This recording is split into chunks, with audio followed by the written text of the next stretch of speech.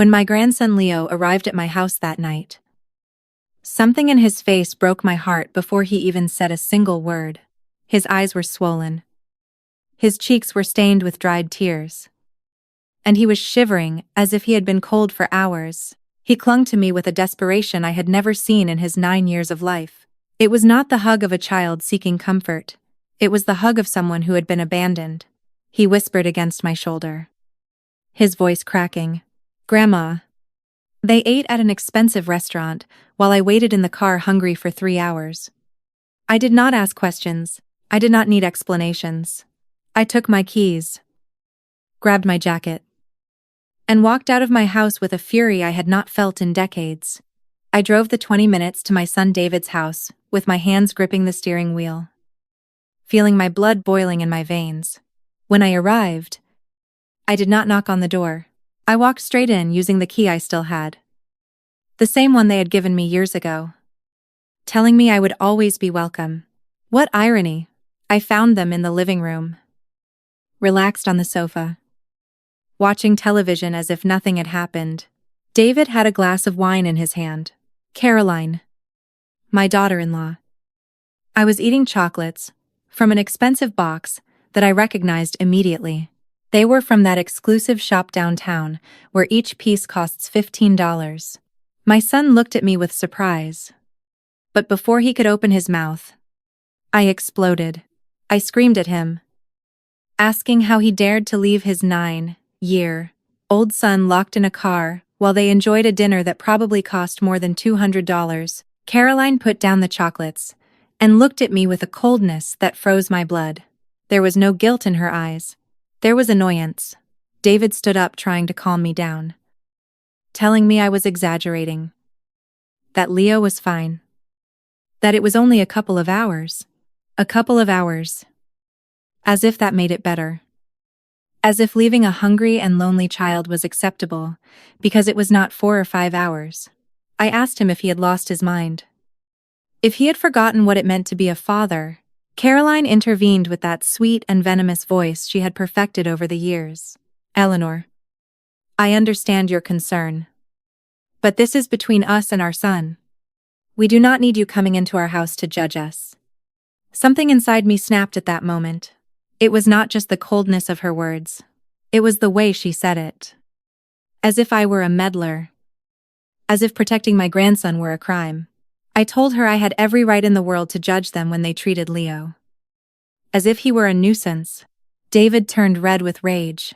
He shouted at me that it was his son, not mine, and that whatever decisions they made were none of my business.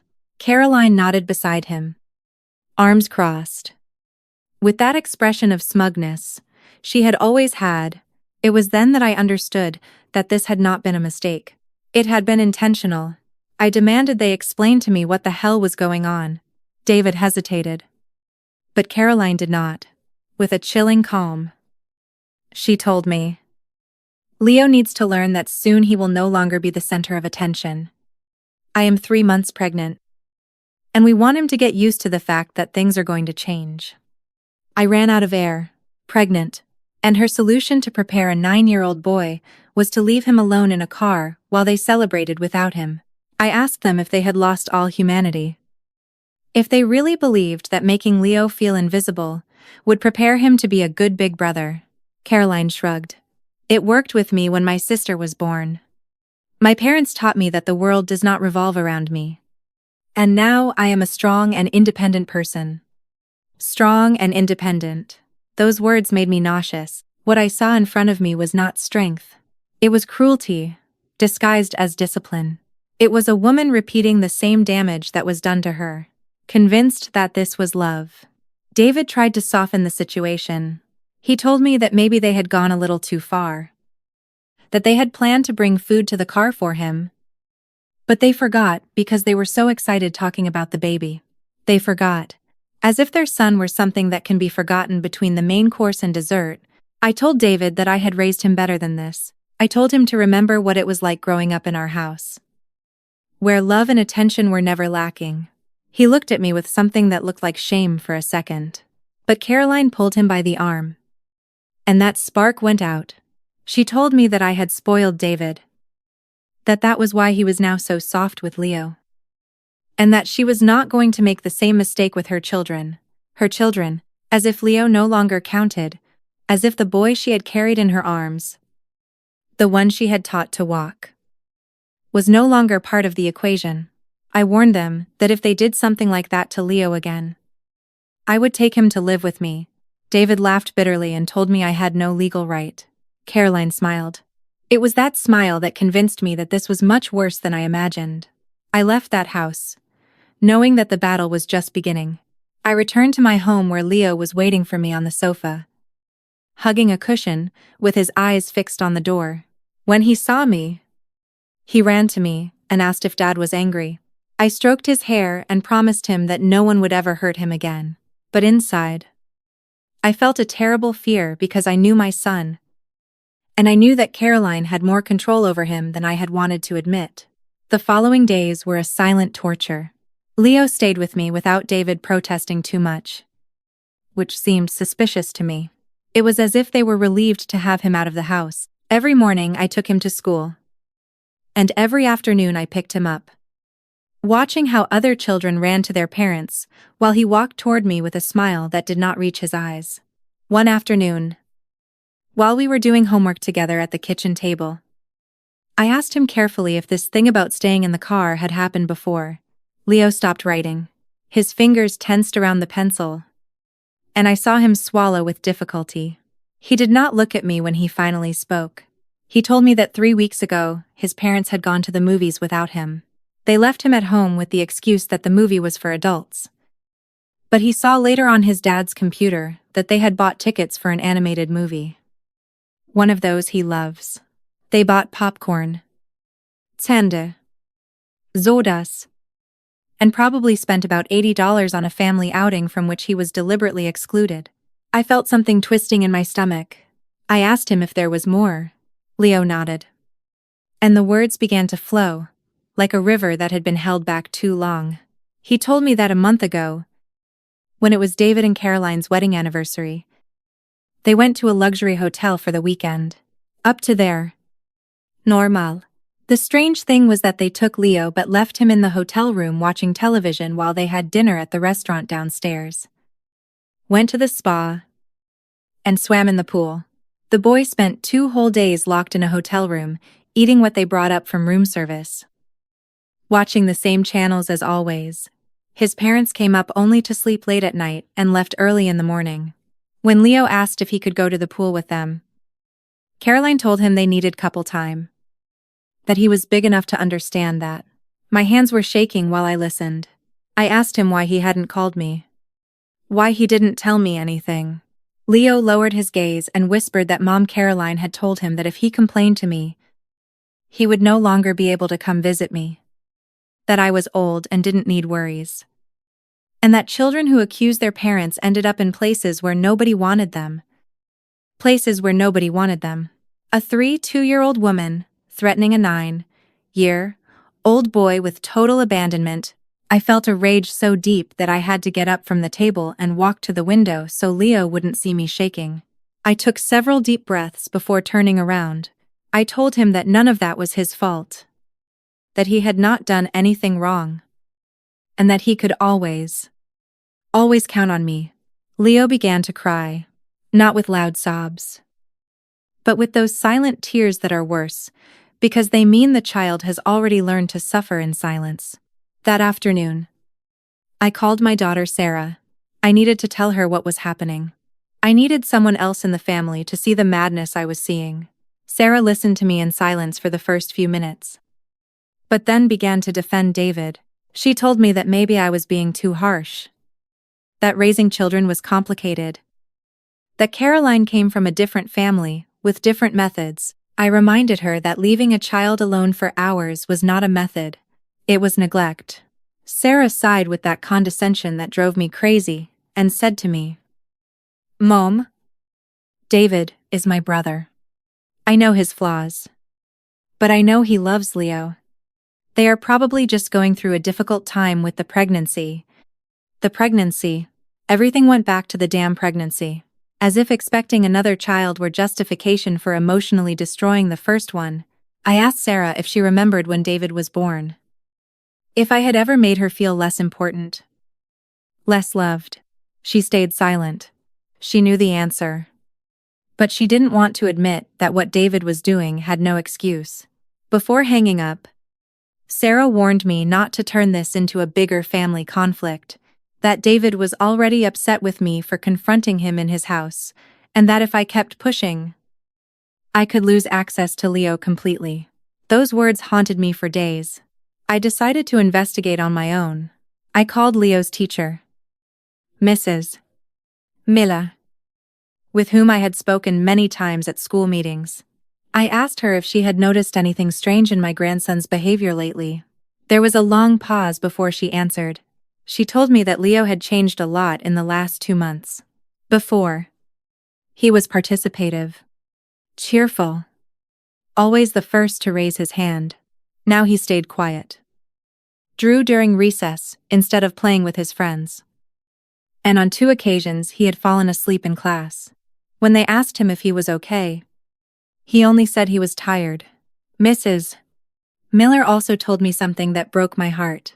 Last week, during an activity where the children had to draw their family, Leo drew himself, me, and his dog. He did not include his parents. When the teacher asked him why, Leo replied, "They are busy with more important things." I hung up the phone and sat in the living room, feeling the full weight of the situation falling on my shoulders. It was not just an isolated incident. It was a systematic pattern of exclusion, of making a child feel invisible in his own family. And the worst part was that I had been so blind, so confident, that my son would never be capable of something like that. I decided it was time to talk to David face to face. But this time, without shouting, without accusations he could use against me. I met him at a neutral coffee shop, far from his house, and Caroline, I needed him to listen to me without his wife whispering in his ear what to say, what to think, what to feel. He arrived 15 minutes late with his tie loose and dark circles under his eyes. He sat across from me and ordered a coffee without looking me in the eye. There was something different about him. Something I hadn't noticed before, because I always saw him through my memories of the boy he had been, not the man he had become. I started calmly. I told him we needed to talk about Leo, about what was really happening. David sighed as if I were an exhausting burden and snapped at me. "Mom, I already know what you're going to say.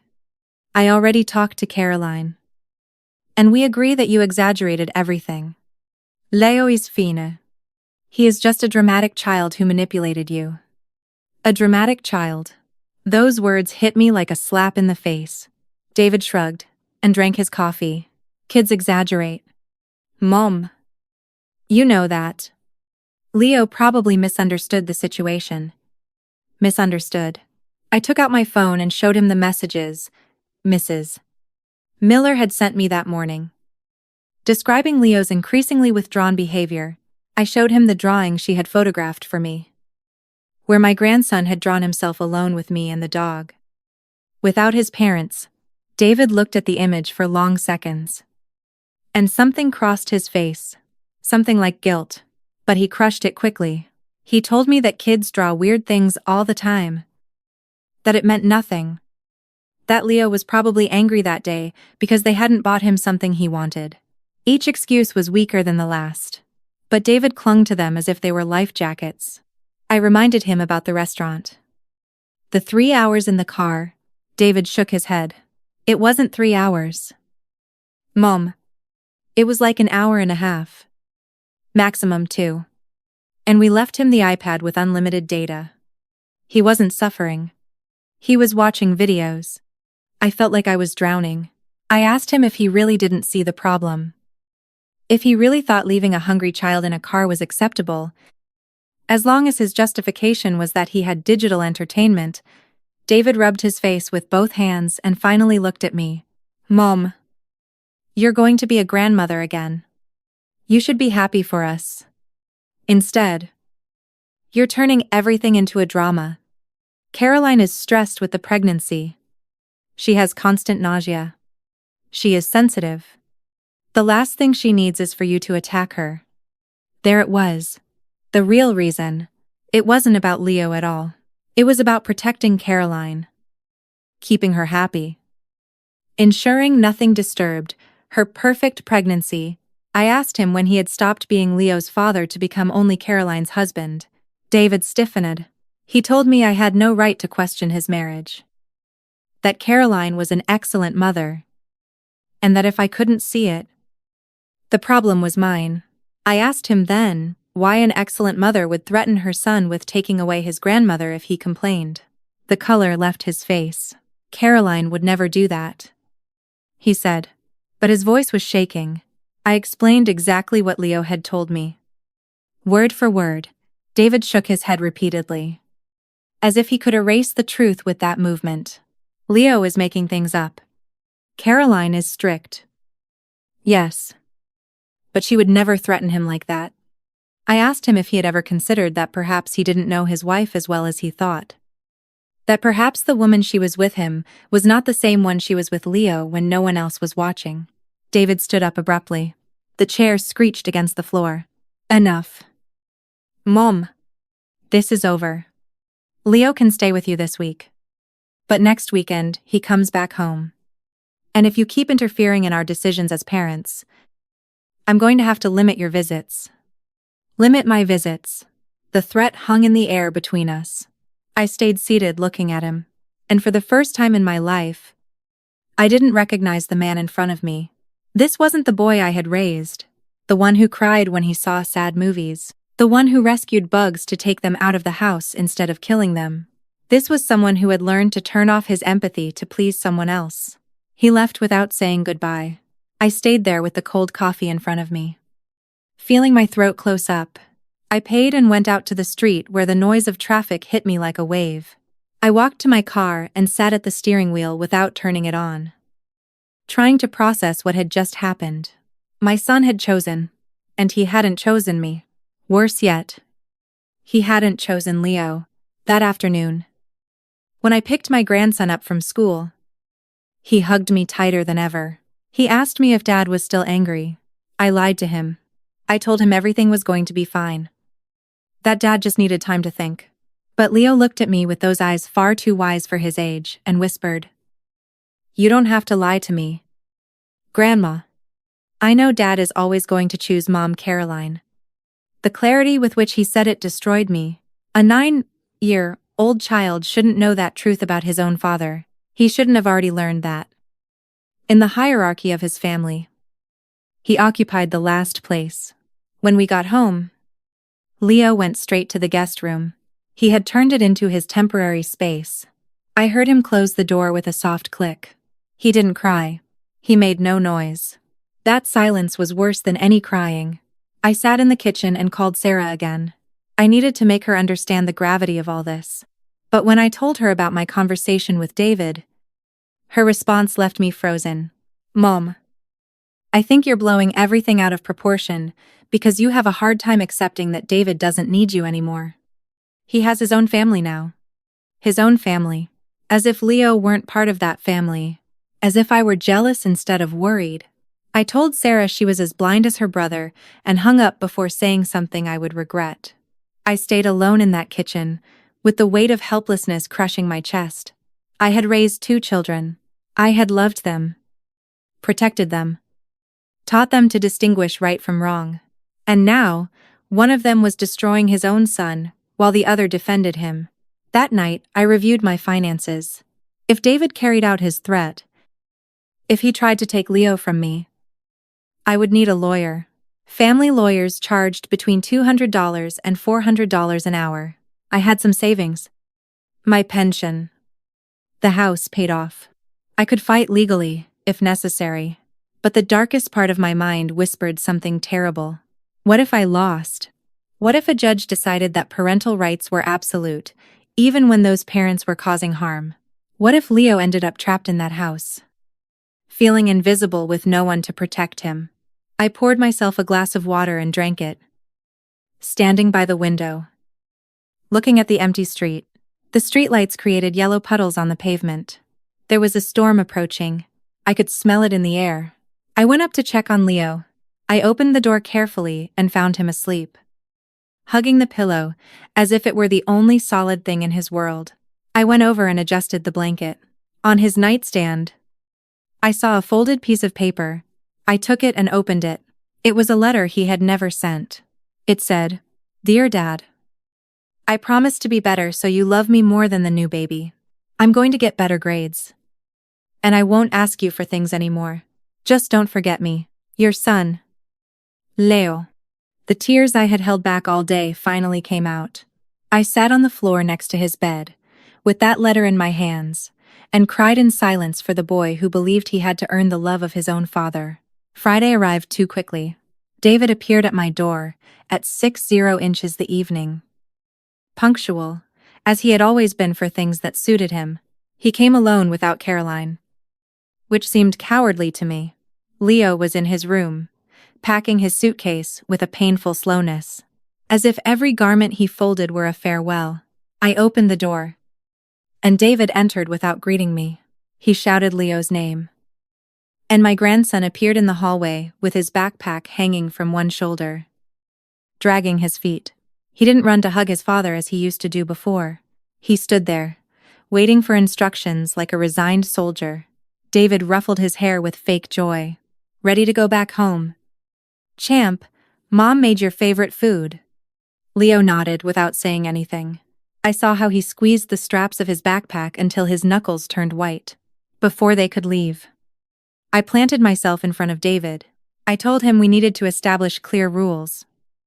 That Leo would call me every day. That I would pick him up on Wednesdays after school to spend the afternoon together. And that at the first sign that something was not right, I would come for him without warning. David looked at me with that mixture of irritation and exhaustion that had become his permanent expression. "Mom, you are not going to dictate how we raise our son. Leo can call you whenever he wants, but not every day. And about Wednesdays, we will decide that according to our schedule." I held his gaze without blinking. I told him that if he didn't accept those minimal terms, Leo wasn't going anywhere. David let out a dry, bitter laugh. "You have no legal authority to keep him. If you don't hand him over right now, I'm going to call the police." I felt the ground move beneath my feet. My own son threatening me with the police for protecting my grandson. I looked at Leo, whose eyes were full of held-back tears. And I knew I couldn't turn him into the battlefield of a legal war. Not yet. I crouched down in front of Leo and hugged him tight. I whispered in his ear to call me whenever he needed. At any time. And that I would come for him no matter what. Leo nodded against my shoulder and clung to me for a few more seconds before letting go. I watched them leave from the door. Leo turned back 3 times before getting into the car. David didn't look back at me a single time. When the car disappeared around the corner, I closed the door and leaned against it, feeling an immense emptiness in my chest. The next 2 weeks were agony. Leo called me exactly 4 times. Always short and tense conversations where I could hear Caroline in the background asking who he was talking to. My grandson had learned to use a code. When he said everything was fine and that he had had a normal day, it meant things were bad. But he couldn't speak freely. I tried to coordinate the Wednesday afternoons, but Caroline always had an excuse. That Leo had a test the next day and needed to study. That they had a doctor's appointment. That they had planned a family activity. A family activity that, according to what Leo told me later, in a quick call from the school bathroom, consisted of them going to the doctor for the baby's ultrasound while he stayed in the waiting room for 2 hours. One night at 1130, my phone rang. It was Leo crying so hard I could barely understand what he was saying. Between sobs, he told me that Caroline had turned his bedroom into the baby's room. They had moved all his things to a smaller room at the end of the hall, without asking him. Without telling him. He arrived from school, and his space no longer existed.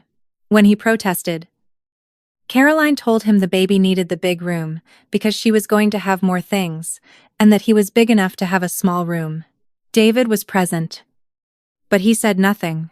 He just looked away while his wife destroyed the last refuge his son had in that house. I asked Leo if he wanted me to come for him right then.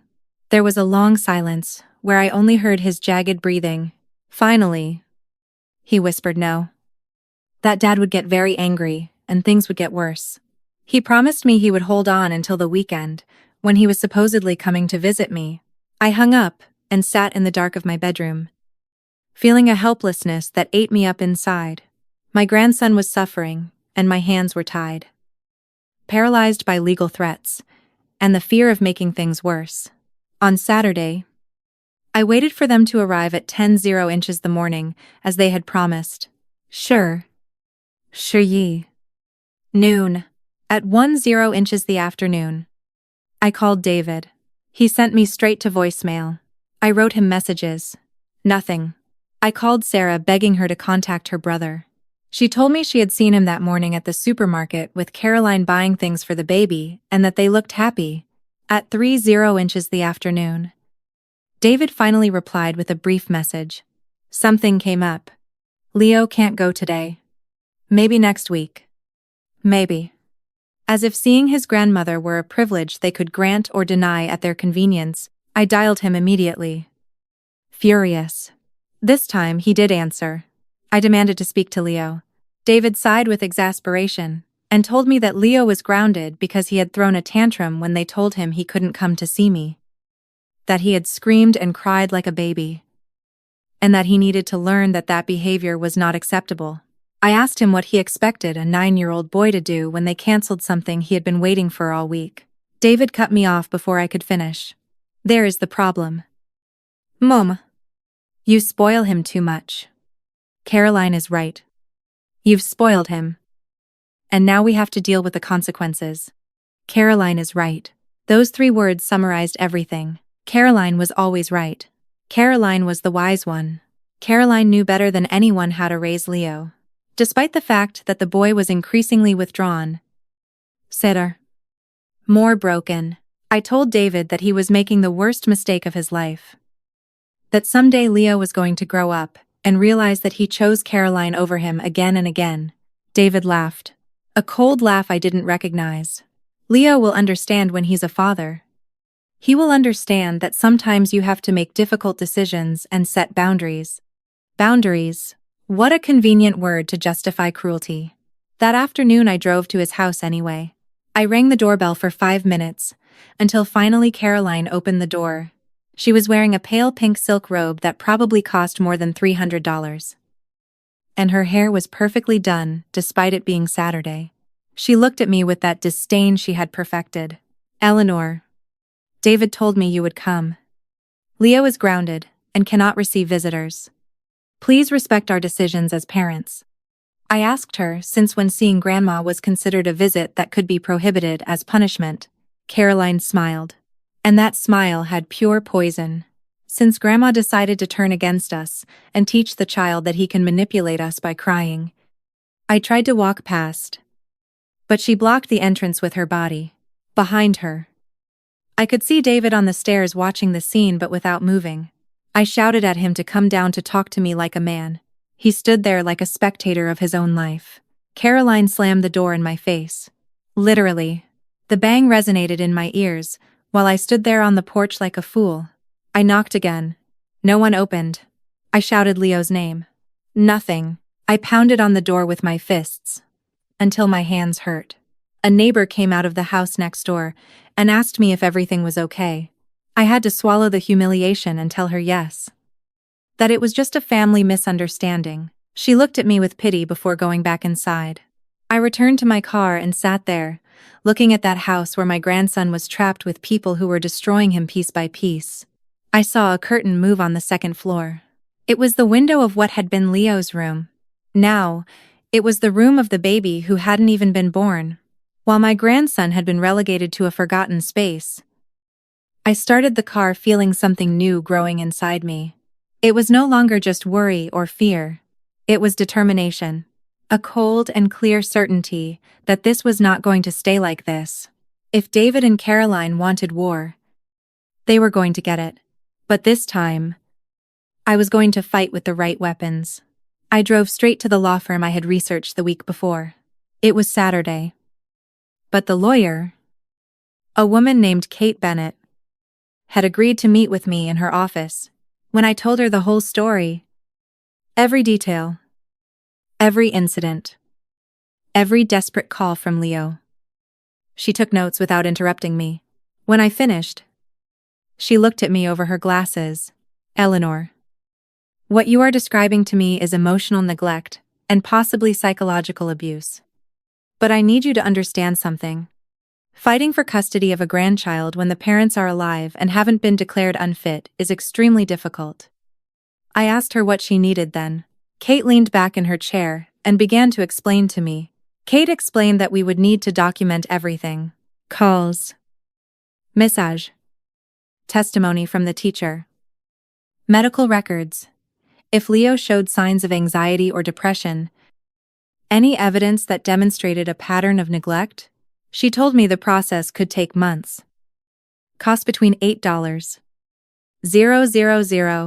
and $15. Ling ling ling. And that even then, there were no guarantees. But she also told me something else. That if the situation worsened, if there was any serious incident, we could request temporary emergency custody.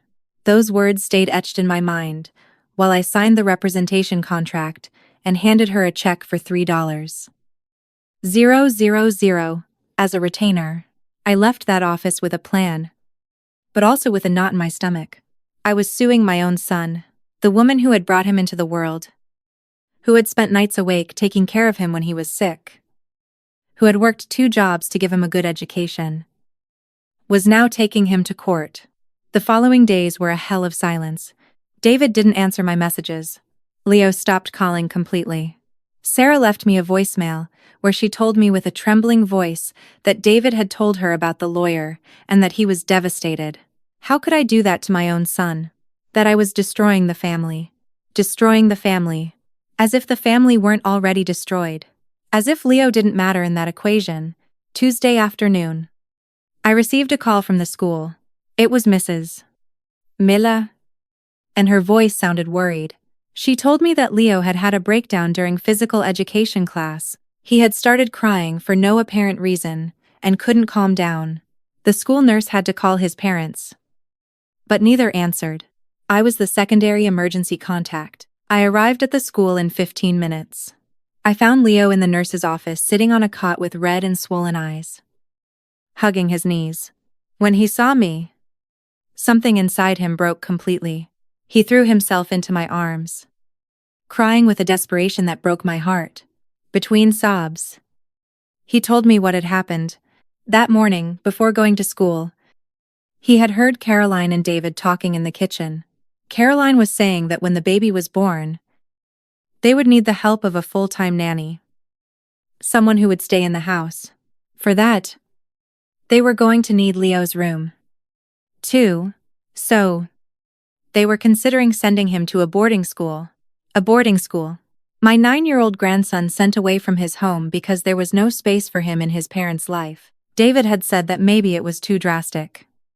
But Caroline insisted. She said she knew an excellent boarding school 2 hours away, where they accepted children from 3rd grade.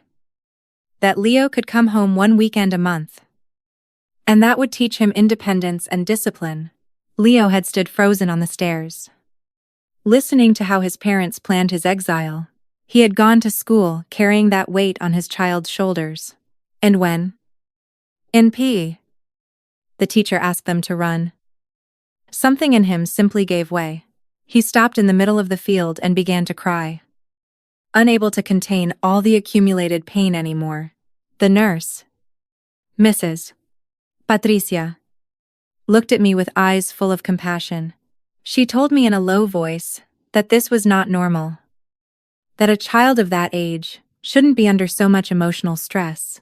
She suggested I take Leo to a child psychologist as soon as possible. I asked Leo if he wanted to go back home with his parents or come with me. The answer came without hesitation. With you, Grandma. Please don't make me go back there. I signed the papers to take him out of school and took him to my house. On the way, Leo didn't say a word. He just looked out the window with lost eyes, as if he were in shock. When we arrived, I took him straight to the room he considered his, made him hot chocolate, and sat beside him. I promised him I wasn't going to leave him alone, that we were going to solve this together. Leo looked at me with those tired eyes and asked me something I will never forget. "Grandma, why doesn't Dad love me anymore? What did I do wrong?" My throat closed up.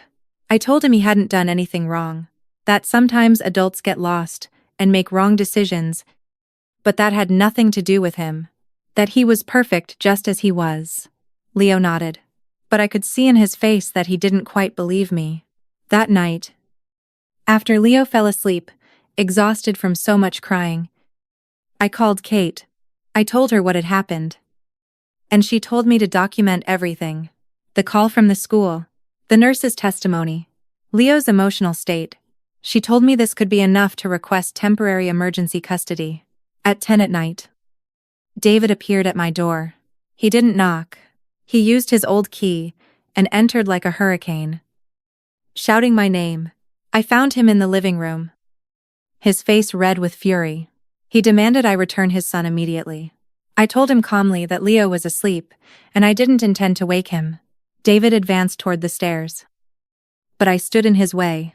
I warned him that if he went up and scared that boy, I would call the police. David stopped, shaking with rage. He shouted at me that he was going to sue me for kidnapping, that he was going to have me arrested, that I would never see Leo again. I replied, to go ahead, to call whoever he wanted, but that Leo was not going back to that house until he and Caroline learned to treat him like a son and not like a nuisance. It was then that David said something that froze my blood. "This is your fault. You are poisoning him against us. You put ideas in his head. Leo was fine until you started filling him with your poison." I asked him if he really believed that, if he truly thought a 9-year-old boy needed someone to tell him he was being hurt to realize it. David hesitated, but his pride didn't let him back down. Caroline entered at that moment. She must have been waiting in the car. She came with that expression of moral superiority I detested so much. She told me they had spoken with a lawyer, too, that they had all the legal rights on their side, and that I had none. I smiled at her. It was a sad but firm smile. I told her that maybe they had the law on their side, but that I had something more important. I had the truth, and the truth was that they were destroying their son out of pure selfishness. Caroline went pale. David tried to speak, but I interrupted him. I told them that Leo had heard their conversation about the boarding school. I saw the color leave David's face. Caroline, on the other hand, stood firm. She raised her chin and said, "It was just an exploratory conversation. We hadn't decided anything." I asked her how a 9-year-old boy was supposed to understand that difference, how he was supposed to sleep peacefully, knowing that his parents were even considering sending him away. The silence that followed was deafening. David finally spoke with a broken voice. "We need space, Mom. With the baby coming, things are going to be difficult. We thought maybe Leo would be better in a structured environment with other children. Far from all this conflict. Far from all this conflict." It was their way of saying far from us. I told them that if they wanted space, perfect, Leo would stay with me, and they would have all the space in the world to prepare for their new baby. When they were ready to be parents to both children, we could talk. Caroline exploded. She screamed at me that I was a manipulator, that I was using Leo as a weapon, that I only wanted to separate them because I couldn't stand that David had his own family. I replied with a calm, "I didn't know I had. Caroline, if you call what you are building on the suffering of a child a family, then indeed I cannot stand that kind of family." David took Caroline by the arm before she could respond. He looked at me with something that could have been pain, or could have been hatred. I was no longer sure I could distinguish between both in my own son. He told me I was going to regret this, that I was making a terrible mistake. I told him the only terrible mistake was the one he was committing. Every day he chose the easy path over his son. That someday When it was too late, he would realize what he had lost. And that day I would be there for Leo. Picking up the pieces of a broken boy they had discarded, they left without saying more. I heard the car drive away in the night and let myself fall onto the sofa. Trembling, I had crossed a point of no return. The relationship with my son was shattered. Sarah would probably hate me, too, for dividing the family. But when I went up and saw Leo sleeping peacefully for the first time in weeks, I knew I had made the right decision. The next morning, Kate filed the request for temporary emergency custody. We included the testimony from the school, the messages, the calls, everything. The judge gave us a hearing for the following week. The week before the hearing was the longest of my life. David hired an expensive lawyer, one of those who charge $500 an hour and wear suits that cost more than the monthly rent of an apartment. Kate warned me they were going to try to paint me as the interfering grandmother who manipulated the child, while they would present themselves as loving parents being unfairly attacked. Sarah finally came to see me on Thursday. She arrived with a tense face and tired eyes. She sat in front of me in the kitchen and for long minutes said nothing. She just looked at her coffee cup without touching it. Finally, she spoke. "Mom, David is shattered. He says you took his son. Caroline cries all the time from the stress, and they are worried this will affect the baby." I asked her if she had spoken to Leo, if she had asked him how he felt in all this. Sarah looked away. "I talked to him on the phone. He says he's fine here with you. But he's just a child." "Mom, children don't always know what's best for them." I felt something break inside me. I told Sarah to go up and see her nephew, to look him in the eye, and tell me if she saw a manipulated child or a child who could finally breathe. Sarah stayed silent, toying with the cup. I told her then everything I hadn't told her before. Every detail, every incident, every desperate call. I told her about the letter Leo had written, promising to be better, to earn his father's love. I told her about the 3 hours in the car, the stolen room, the conversation about boarding school. Sarah listened with her face growing paler. When I finished, she had tears in her eyes. She whispered, "I didn't know it was that serious. David told me you were exaggerating everything. That Leo was just being dramatic because he was jealous of the baby." I asked her if she really believed her brother was incapable of lying to her, of minimizing his own mistakes to look good. Sarah covered her face with her hands. "He's my brother. Mom, it's hard to believe he's capable of hurting his own son like that." I told her I didn't want to believe it either, that I had spent weeks denying it, but that the evidence was there, screaming in my face, that she could choose to believe David's smooth words or Leo's scared eyes. Sarah got up and went up the stairs without saying anything else. I found her 10 minutes later in Leo's room. My grandson was showing her some drawings he had made at school. Sarah looked at them in silence, and I could see the exact moment. She understood everything. One of the drawings showed a house with 2 large figures inside and a small figure outside in the rain. Leo had written at the bottom, "Me waiting." Sarah came out of the room with red eyes. She hugged me in the hallway and whispered, "I'm sorry. Mom, I should have listened to you from the beginning." I told her she didn't need apologies. I needed her to testify at the hearing. She nodded without hesitation. The day of the hearing arrived like an inevitable storm. Kate had prepared me for everything.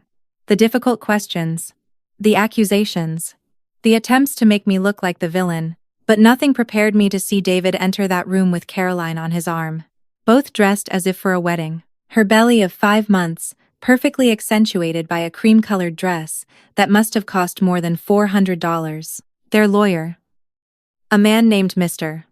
Sterling. I began painting a perfect picture. Hard-working, loving parents looking forward to the arrival of their second child, while trying to handle the natural jealousy of the first. According to his version, I had taken advantage of the situation to alienate Leo from his parents, filling him with lies and resentment. When it was my turn to testify, my hands were shaking, but my voice remained firm. I told everything. The late-night calls. The 3 hours in the car. The stolen room. The conversation about boarding school. Mr. Sterling tried to interrupt me several times. But the judge, a serious woman named Judge Stevens, ordered him to be quiet and let me speak. When I finished my testimony, they brought Mrs. Miller. She described the radical change in Leo's behavior, the breakdown in PE, the drawing where he had excluded his parents from his family. Mr. Sterling tried to discredit her testimony, saying teachers were not qualified psychologists to evaluate family situations. Then Sarah walked in. They didn't expect her. David went pale when he saw his sister walk toward the stand. Mr. Sterling protested, saying she wasn't on the witness list. But Kate explained she was a last-minute witness with relevant information. Sarah looked David in the eye before starting to speak. Her voice trembled. But she didn't stop. She told how she had defended her brother initially, how she had believed his version. But then she spoke of her visit to my house, of Leo's drawings, of the conversation she had had with her nephew, where the boy confessed he had nightmares where his parents forgot to pick him up from school, and he stayed alone in an empty building forever. David shouted from his seat that she was a traitor. The judge banged the gavel and warned him that another outburst like that, and he would be removed from the room. Caroline was crying. But there was something calculated in those tears, something performative that the judge seemed to notice. 2. Mr. Sterling called David to testify. My son took the stand with that posture of an offended man, of a misunderstood victim. He spoke of how difficult it had been for them to handle the pregnancy while I sabotaged him. He said Leo was confused by my influence, that before I intervened, everything was fine in his family. Kate stood up for the cross-examination. She asked David about the night at the restaurant. He minimized everything. It wasn't 3 hours, but 2. Leo had the iPad. He wasn't cold because it was summer. Kate asked him if he had given him food. David hesitated. I was going to bring him something. But we lost track of time. Kate asked how they could lose track of time when their son was waiting for them hungry. David had no answer. Then she pulled the ace from her sleeve. The restaurant receipts. They had spent $238 on that dinner. Wine at $120 a bottle. Appetizers. Main course. Dessert. A lavish celebration while his son chewed on hunger in the parking lot. Caroline was next. She took the stand with her prominent belly and her calculated tears. She spoke of how difficult the pregnancy was, of the constant nausea, of the stress of having a mother-in-law who hated her and blamed her for everything.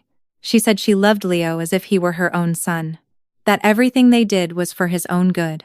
Kate asked her about Leo's room. Caroline explained they needed the big room for the baby because it was more spacious and had better natural light. That Leo had agreed to the change. Kate asked her if they had consulted him before or after moving his things. Caroline stammered. We wanted to give him a surprise. Then Kate asked about the boarding school. Caroline stiffened. It was just a hypothetical conversation. We never decided anything. Kate pulled out a paper. A brochure for the boarding school they had found in David's car during discovery. It was marked with notes. Prices underlined. Enrollment dates circled. Caroline tried to explain, but every word sank her deeper. The judge called a 20-minute recess. In that time, I saw David arguing heatedly with his lawyer. Caroline was crying in the bathroom, surrounded by her mother and sisters who had come to support her. Sarah sat next to me in silence, holding my hand. When we returned, Judge Stevens had a grave expression. She said she had reviewed all the evidence presented, and that while parents had rights, those rights were not absolute when there was evidence of emotional harm to the minor. She ordered a complete psychological evaluation of Leo by a neutral specialist until that evaluation was complete and another hearing was held. She granted temporary custody to me, with supervised visitation for the parents twice a week at a neutral center. David collapsed. He literally let himself fall into his chair with his head in his hands. Caroline screamed that this was unfair, that they were taking her son because of the testimony of a bitter woman. The judge warned her to moderate her language or face contempt charges. We left that court with a temporary victory. But the weight of what had happened crushed my chest. I had won the legal battle, but I had lost my son. The way David looked at me when we left the room, with that mixture of hate and pain, would haunt me forever. The first supervised visits were heartbreaking. Leo sat on a chair in the family mediation center, looking at his parents as if they were dangerous strangers. David tried to act normal, asking him about school, about his drawings. But there was a stiffness in his movements that Leo detected immediately. Caroline barely spoke. She sat with her hands on her belly, looking at my grandson with a mixture of resentment and something that could have been shame. The supervisor, a woman named Holly, took notes on every interaction. After the third visit, she pulled me aside and told me something that froze me. Eleanor, in my 15 years doing this, I have never seen a child so clearly terrified of disappointing his parents. Every word he says, every movement he makes is calibrated not to provoke rejection. Leo's psychological evaluation took 3 weeks. Dr. Evans, a child psychologist with 30 years of experience, saw Leo 6 times. Afterward, he called me to a private meeting before submitting his official report. His face was tense when I sat across from him. He told me that Leo showed clear signs of complex emotional trauma, abandonment, anxiety, hypervigilance, extreme people-pleasing behaviors. In the play therapy sessions, all the scenarios Leo created ended with the child character being forgotten or left behind. He drew his family repeatedly, and in every drawing, he appeared smaller, further away, more invisible. Dr. Evans looked at me with those tired eyes of someone who has seen too much childhood suffering. Eleanor, this child is convinced he doesn't deserve to be loved.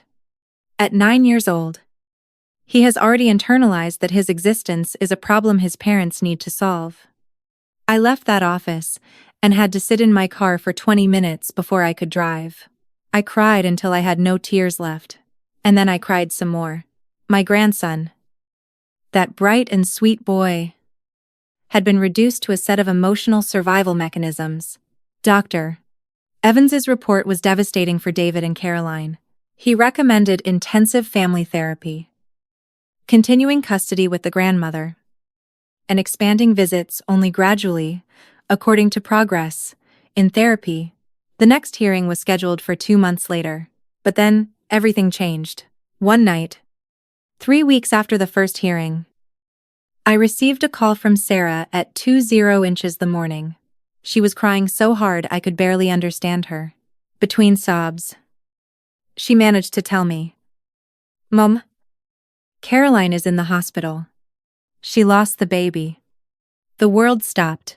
Despite everything, despite the pain that woman had caused, I felt a pang of genuine compassion. Losing a child, in whatever way, is a pain I don't wish on anyone. I asked Sarah what had happened. She told me Caroline had started having premature contractions that afternoon. They took her to the ER. But they couldn't save the baby. It was a girl. They were going to call her Sophia. David was destroyed. Sarah told me he was completely broken. He was asking to see Leo, screaming his name between tears. The doctors had given him sedatives, but he kept repeating that he needed his son, that he had made a terrible mistake, that he had understood too late. I hung up the phone and sat in the dark of my room.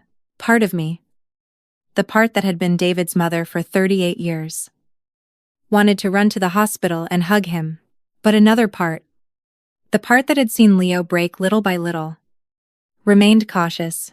Pain does not erase cruelty. Regret does not undo damage. The next morning, after taking Leo to school without telling him anything yet, I drove to the hospital. I found David in the waiting room on the 3rd floor. His clothes wrinkled and his eyes so swollen, they were barely visible. When he saw me, something inside him collapsed completely. He stood up and fell into my arms, crying, like he hadn't cried since he was a small boy. I said nothing. I just held him while he fell apart, murmuring between sobs that he was sorry, that he had been a monster, that he had lost his daughter and was losing his son because of his own stupidity. He wept until he had nothing left, until he was left trembling in my arms like a scared child. David cried until there was nothing left inside him. When he finally managed to speak, his voice was barely more than a whisper. I kept thinking I had more time. I looked at him without answering. He wiped his face with trembling hands.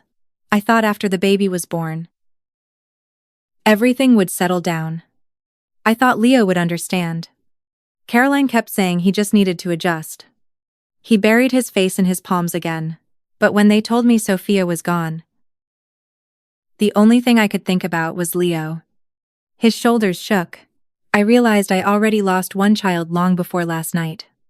I closed my eyes. Those words hurt more than I expected, because they were true. David hadn't lost Leo physically. He had been losing him one decision at a time. One ignored cry. One broken promise. One moment of choosing convenience over compassion. I don't know how to fix this, he whispered. I finally spoke. You don't start by asking me. He looked up. You start by asking Leo. The hospital released Caroline 2 days later. She refused to see anyone except David. Sarah told me she barely spoke. She spent hours staring at the empty bassinet they had already assembled in the nursery. The same nursery that had once been Leo's bedroom. When I heard that, I felt a strange mix of sadness and irony. That room had become a monument to everything they had sacrificed for a future that never came. I didn't tell Leo immediately. Dr. Evans advised me to wait until we could explain it carefully. Children often blame themselves for tragedies they couldn't understand, especially children like Leo. When I finally sat with him in the living room 3 days later, he listened quietly. So? The baby died. Yes. He lowered his head. I didn't wish that. I know. I was angry. I know. But I never wanted the baby to die. I know that too. He stared at the carpet for a long time. Finally, he asked the question I feared most. Is Dad going to hate me now? The words punched the air out of my lungs. No. But he wanted the baby more than me. I pulled him into my arms. No. Sweetheart. But that's how it felt. There was no answer to that. Because feelings don't disappear simply because adults say they aren't true. A week later, David asked through Kate whether Leo would agree to meet him outside the supervised visitation center. Not as part of court, just father and son. Dr. Evans recommended allowing it, but only if Leo chose freely. I asked him. He thought about it for almost a full minute. Then he nodded. But only if you stay nearby. I will. We met at a quiet park on a Saturday morning. David looked older. He had lost nearly 20 pounds. Dark circles sat beneath his eyes. When Leo saw him, he stopped walking. Neither of them moved. For several seconds they simply stared at each other across the playground. Finally, David walked forward. Slowly. He knelt several feet away, instead of trying to hug him. I'm sorry. Nothing else. No excuses. No explanations. Just those 2 words. Leo looked at him cautiously. You always say sorry after. David lowered his eyes. I know. And then nothing changes. I know. You promised you'd never leave me in the car again. I remember. You promised Wednesdays. I remember. You promised my room was still mine. David closed his eyes. Every sentence landed like another stone. I broke every promise. Leo nodded. You did. Children didn't need dramatic speeches. They only needed honesty. David looked at his son with tears streaming down his face. I don't expect you to forgive me today. Leo remained silent. I don't even know if you'll forgive me someday. Still silence. But I will spend the rest of my life trying to deserve another chance. Leo looked toward me. I gave him the smallest nod. His eyes returned to his father. You really wanted to send me away. David didn't answer immediately. When he finally did, it was the hardest truth he'd ever spoken. Yes. Leo's face crumpled. David continued before fear could stop him. And I was wrong. I thought solving problems meant moving them somewhere else. Another pause. I treated my own son like he was a problem. Leo started crying quietly. Not loudly. Not dramatically. Just silent tears rolling down his cheeks. I thought, maybe if I was really good. His voice broke. You'd pick me. David covered his mouth. For a moment, I thought he was going to collapse. Instead, he crawled the last few feet on his knees until he was close enough. He didn't touch Leo. He waited. After nearly 30 seconds, Leo took one small step forward, then another. Finally, he wrapped his arms around his father. David held him as though he were afraid the boy would disappear. Both of them cried. Not because everything was fixed. Because both of them finally admitted how badly it had been broken. Recovery wasn't quick. It wasn't clean. It wasn't magical. David attended every therapy session. Dr. Daughter, Evans recommended. Sometimes twice a week. He rented a small apartment nearby after separating from Caroline for a while, so he could focus entirely on rebuilding his relationship with Leo. Caroline entered grief counseling and individual therapy. For months, she had no direct contact with Leo, beyond letters approved by Dr. Evans. Some letters he read. Some he wasn't ready to open. No one forced him. Healing couldn't be scheduled. Nearly a year later, Judge Stevens held the final custody hearing. This time the courtroom felt completely different. There were no dramatic accusations. No shouting. Only reports. Therapy evaluations. School records. Dr. Evans testified that Leo had improved dramatically. He smiled again. He had friends again. He slept through the night. Most importantly, he no longer believed he had to earn love. Judge Stevens looked at David. You've made significant progress. David nodded quietly. I almost lost my son. The judge looked toward me. And Mrs. Eleanor. She smiled gently. Your grandson had someone willing to protect him when he couldn't protect himself. I looked at Leo sitting beside Sarah. He smiled back at me. Judge Stevens ordered shared custody with a gradual transition, continued therapy, and ongoing monitoring for another year. It wasn't a fairy tale ending. It was something better.